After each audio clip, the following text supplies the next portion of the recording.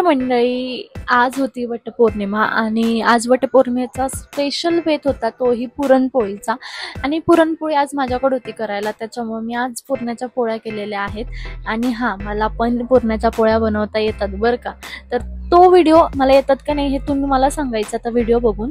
त्याच्यासाठी तुम्हाला हा व्हिडिओ शेवटपर्यंत बघावा लागेल आणि मी स्पेशल रेसिपी पण सांगितलेली आहे, त्याच्यामुळे हा व्हिडिओ एकदम शेवटपर्यंत बघा जेणेकरून तुम्हाला सगळं व्हिडिओत बघितल्याप्रमाणे तुम्ही बघू शकताय. शिजवलेली डाळ ही मी कढईमध्ये टाकलेली आहे. त्याच्यानंतर त्याच्यामध्ये सुंठ, बडीशोप, वेलचीची पूड आणि जायफळ याची पावडर बनवून टाकलेली. आता तुम्हाला एक टिप मी ही सांगते की जेव्हा पण तुम्ही वेलचीची पूड टाकाल म्हणजे वेलचीची पावडर टाकाल तेव्हा एकदम शेवटला टाका. त्याचं कारण असं, जेव्हा आपण सुरुवातीला टाकतो ना तर त्याचा जो वास, सुगंध तो निघून जातो आणि त्याला चवी एवढी राहत नाही. त्याच्यामुळे तुम्ही एकदम शेवटीला टाका, वासही तेवढाच छान राहील आणि खायला पण ते तेवढंच छान लागतं. आता इथं मी एक काम केलेलं आहे, मी वाटून घेतलेली डाळ. आता एक गोष्ट सांगायची राहिली ती म्हणजे की मी इथं साखर सुद्धा टाकलेली आहे माझ्या चवीनुसार. डाळ इथं वाटून घेतलेली आहे. आता तुम्ही व्हिडिओत बघू शकता मी पुरण घेतलेलं आहे आणि ते मी पाट्यावर वाटतीये. तर तुम्ही बघू शकता पूर्णपणे वाटून घ्यायचंय, त्याच्यानंतरच आपल्याला पुढची प्रोसेस करता येणार आहे. तर मी इथे वाटून घेतेय. त्या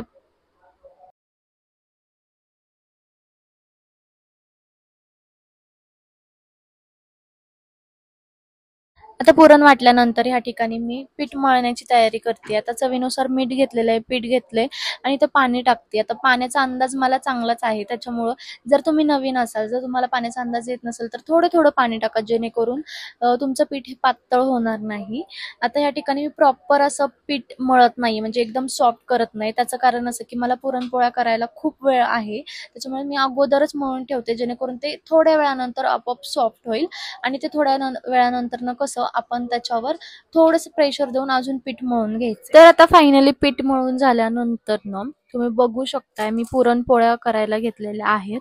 आता थोडंसं पीठ घ्यायचं आणि त्याच्यात आपल्या अंदाजानुसार किंवा तुम्हाला समजत नसेल तर तुम्ही एक चम्मच करू शकता. त्या चम्मचनुसार तुम्ही त्याच्या आतमध्ये पुरण घालू शकता. म्हणजे तुम्हाला एक अंदाज येत नसेल की किती पुरण भरायचं तर 1 चम्मच किंवा 1.5 चम्मच तुम्ही पुरण भरू शकता. आणि त्याच्यानंतर त्याला पूर्ण असं पॅक करायचं आहे आणि नंतर पुरणपोळ्या लाटायच्या. तर तुम्ही व्हिडिओत बघू शकता मी कशा प्रकारे पुरणपोळ्या करते. तर हा जो व्हिडिओ आहे तर तुम्हाला आवडला असल्यास प्लीज कमेंट करून सांगा की कसा वाटला हा व्हिडिओ. तर हा व्हिडिओ तुम्ही एकदम शेवटपर्यंत बघा. थँक्यू.